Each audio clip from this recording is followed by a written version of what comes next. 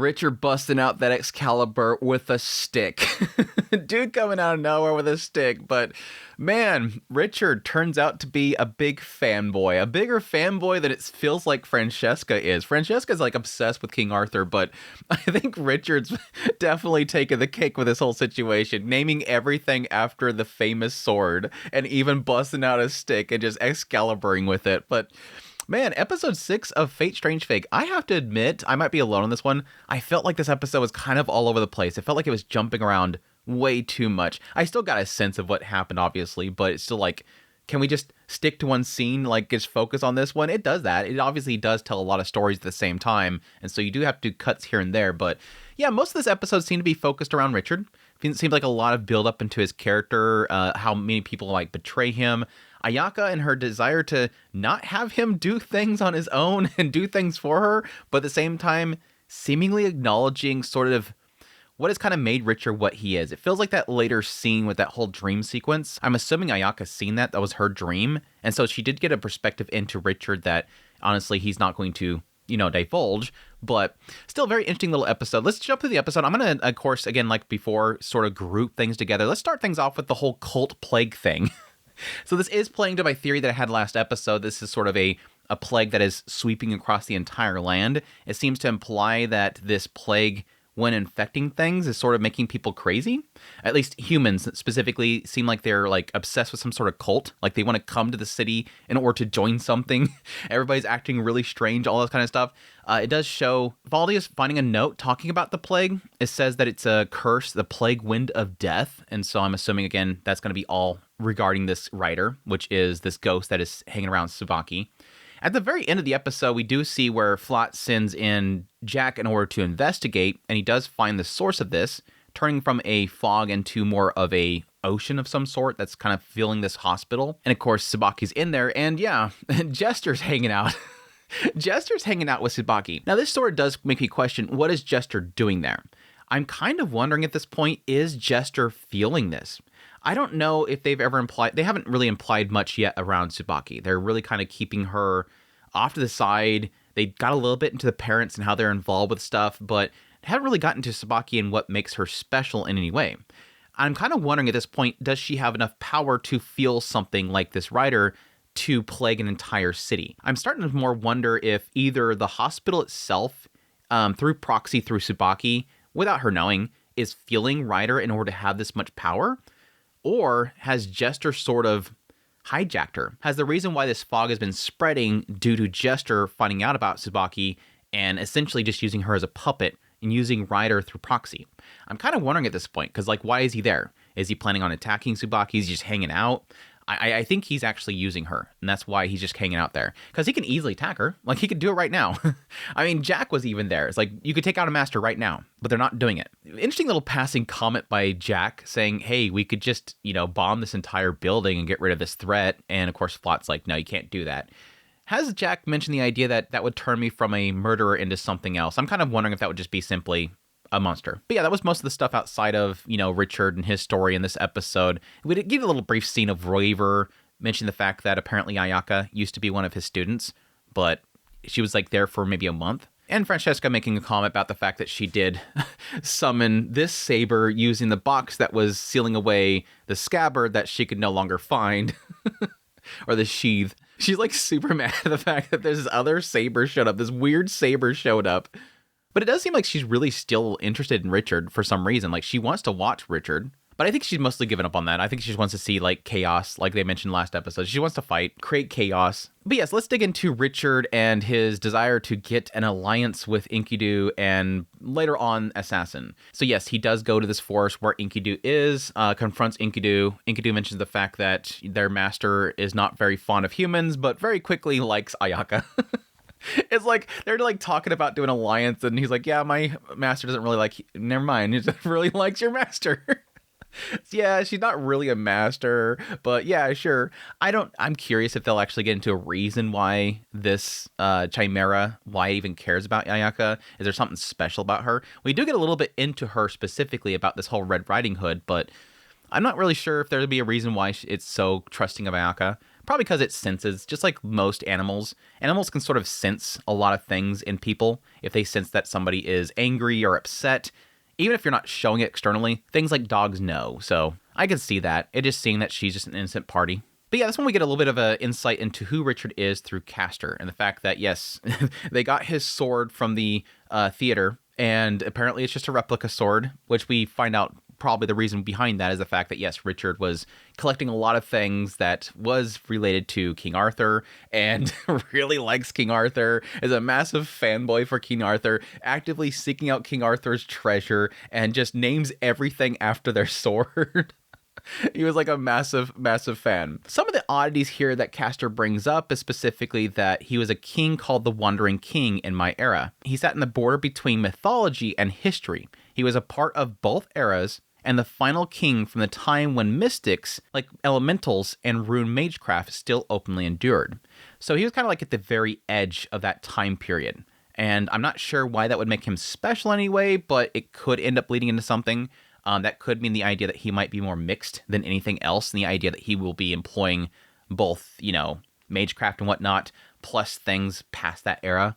That's what I'm assuming they're kind of going with the direction with his character. Because it does seem like he's very smart. He does seem like he does employ a lot of techniques. I mean, it has in his fight with Enkidu, he's literally employing kung fu and martial arts from movies at the same time that, yes, he's utilizing abilities and whatnot from the people that he's summoning in. But yes, in Richard sort of setting up his alliance with Enkidu, it does bring up the fact that, yes, he's trying to do everything he can in order to make sure this world is safe. He's trying to, for the name of King Arthur himself, trying to do good and do right. And thus, since Ayaka has been pulled into this because of him, he wants to make sure that she's safe. Knows that if he doesn't take down this threat that he's currently seeing, Jester, and he's possibly seeing the fog as well, but he specifically notes Jester. If he doesn't stop this threat, which again, to my theory earlier, could technically be both in the same thing, of course. And because this is a threat to Ayaka, even if he gets taken out as a servant, she's still in danger, so he wants to get rid of this threat before they start the actual war.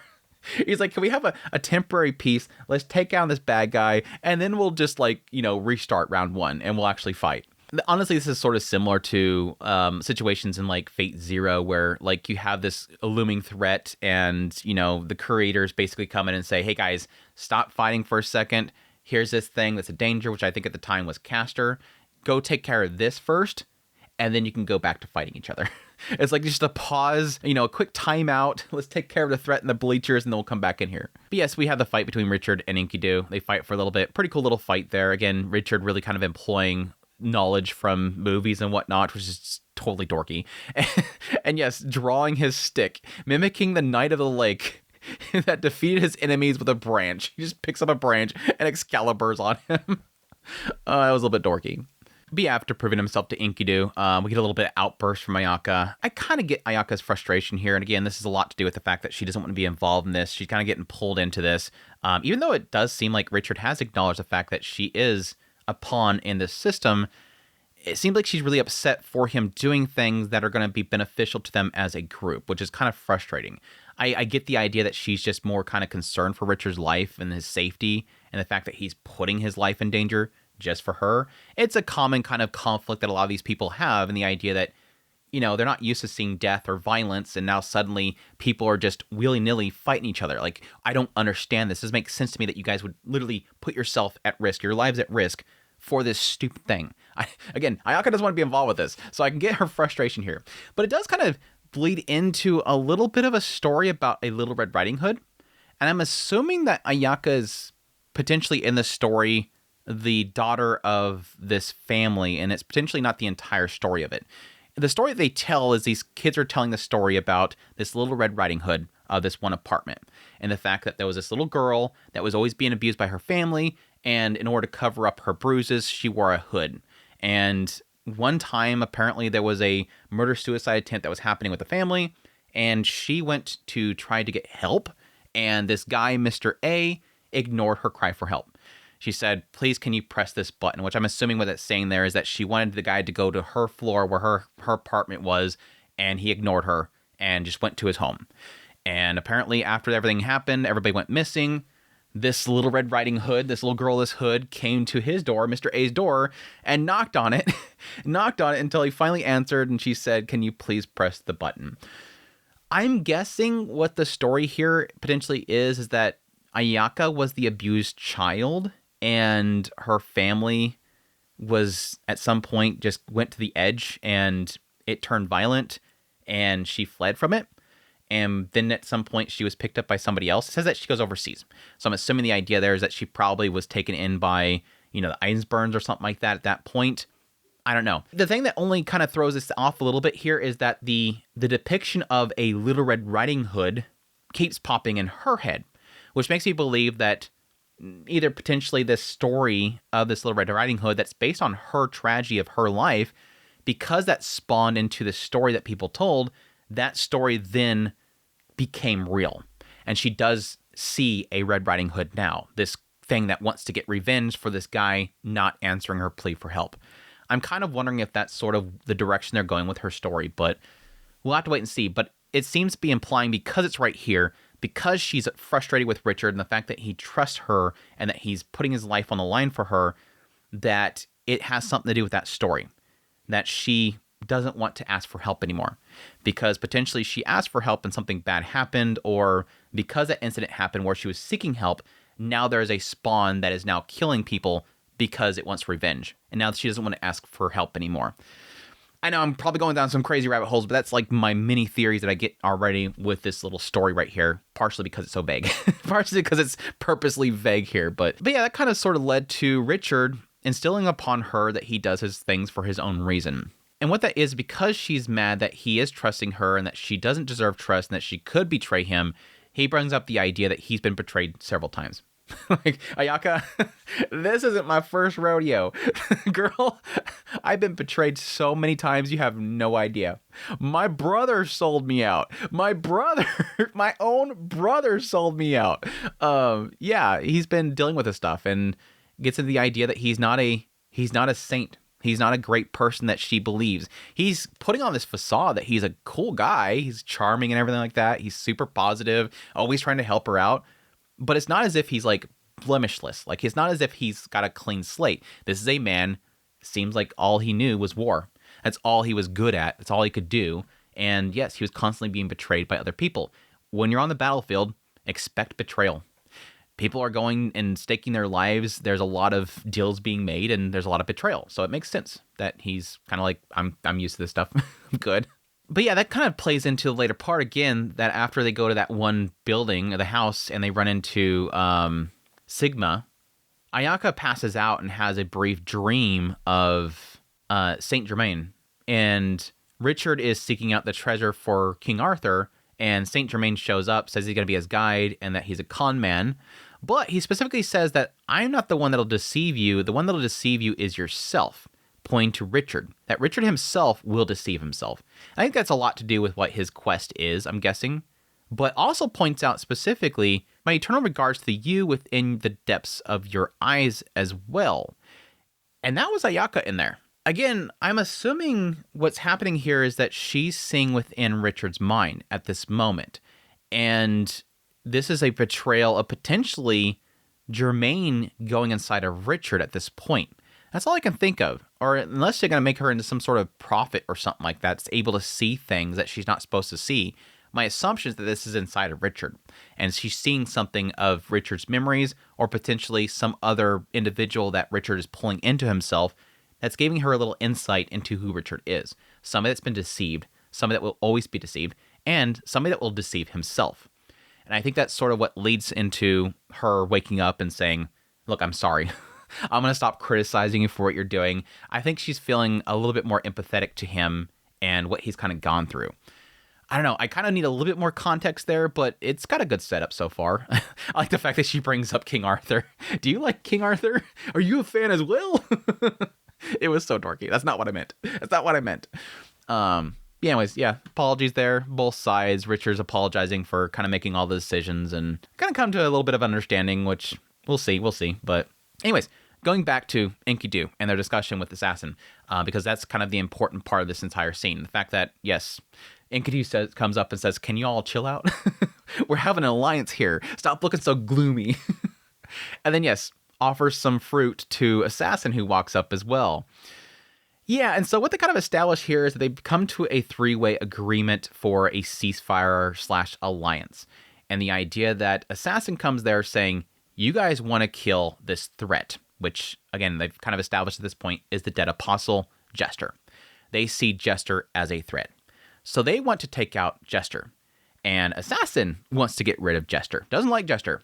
Now, the question mark here for me is, why would Assassin be willing to aid them when Jester is essentially her master? If they get rid of Jester, she's gone. Her desire for what she's going after is gone. Unless she knows something I don't. Or she knows that Jester can't die, or potentially she has some plan to reattach herself to something else if Jester dies. But yes, she does want to get rid of Jester. Let's not get that mixed up. But yes, she also has something else that she's going after, which you kind of established before, is she wants to get rid of the Holy Grail system, I believe it was. She just hates it because, again, it's ruined others that she's known. Enkidu has two other things that they need to go after as well, which is the Black Curse and the dark brown clump of mud. Again, the mud itself was what Francesca gave to Basilot in order to give to Alcaides. So that's the mud. The Black Curse, I'm assuming, is potentially, again, this fog that the writer is currently creating, I'm guessing. It says that the two of them have to come together. It could just be simply whatever Alcaides has sort of developed, because it does show two hands coming forward, and it has that mud and that red kind of essence that's coming off of it. That could all be the same thing. Maybe I'm just getting the names wrong here. Either way, Enkidu believes that if those all come together with the Holy Grail, it's going to cause the planet to probably be in danger, probably destroyed. But in the end, they say they're going to form this alliance until the three threats are dealt with. I'm kind of wondering if it's implying here that the Black Curse and the brown clump of mud is one thing, Jester, the dead apostle, is another thing, and then I'm thinking they're probably implying the writer is the third thing. I think that that's probably something they're already foreseeing. And again, I think that is due to them already getting a sense here that Jester's probably tied in with whatever's happening with Ryder. I don't know. We'll see. I think it's a cool setup here so far. I do like whenever these Fate stories are not just about, okay, two people clash heads, battle happens. I always like this idea of, alliances being built up. And yes, a lot of cases, those alliances turn into betrayal. Again, I'm already not really trusting Assassin coming in here. I can totally see Assassin, the first chance they get, taking out them in order to, benefit themselves. But we'll see. But yeah, we can already kind of see that despite the fact that Assassin's probably the most chaotic out of this group, Enkidu and Richard feel like they can be trusted, even though Richard does have a dark side that they're kind of hinting at already. Assassin's like, yeah, one of our leaders was like, yeah, that guy's kind of evil. He's kind of a monster. They're already kind of hinting at something here. Don't trust what you see there. Sigma seems to be, lined up to be potentially joining them as well. He does seem a lot more disconnected from empathy and whatnot. It does seem like he's willing to protect Ayaka, but I don't really trust him too much to be, a chivalrous person. It seems like, again, he doesn't really have much value to himself. But these individuals coming together for a set cause is kind of those interesting things that kind of develop with these stories, rather than it just be, again, two people fighting each other over and over again. But yeah, the last thing that we had, of course, is Tina and Gil talking a little bit about audacity, resolve, and potentially sacrifice. And the fact that, yes, he wants her to build up some energy because he's not sure what he's going to have to use here soon. And she says, use all of me, even if it requires sacrificing me. And him, bringing up, you're probably still thinking about what that lady said, huh? It's what we call audacity. I like his perspective here and the idea that on the battlefield, true warriors aren't really going to look at what somebody looks like or their age. They're going to view them as, a warrior, whatever, which is kind of interesting. But then Tina starts to bring up how she became to be, and the fact that she's a leader of the Guardians of this land. She obtained her power by sacrificing 12 elder brothers and 9 elder sisters, as well as her own body. Okay.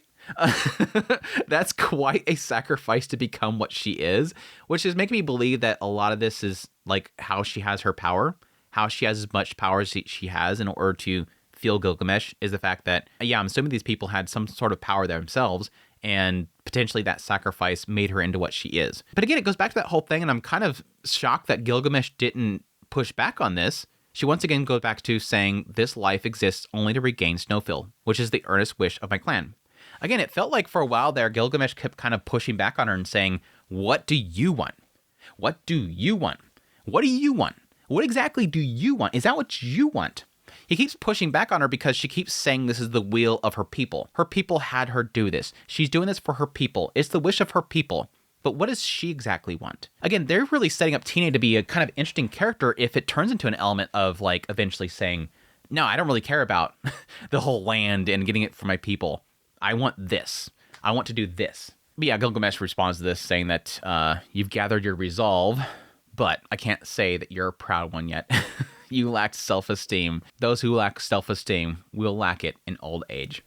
I think that's a good statement there. I think I'm sort of reading it backwards in the idea that I like that it's sort of pointing out that even if you get old, you don't suddenly gain it. But fortune falls upon you because you're temporarily with me.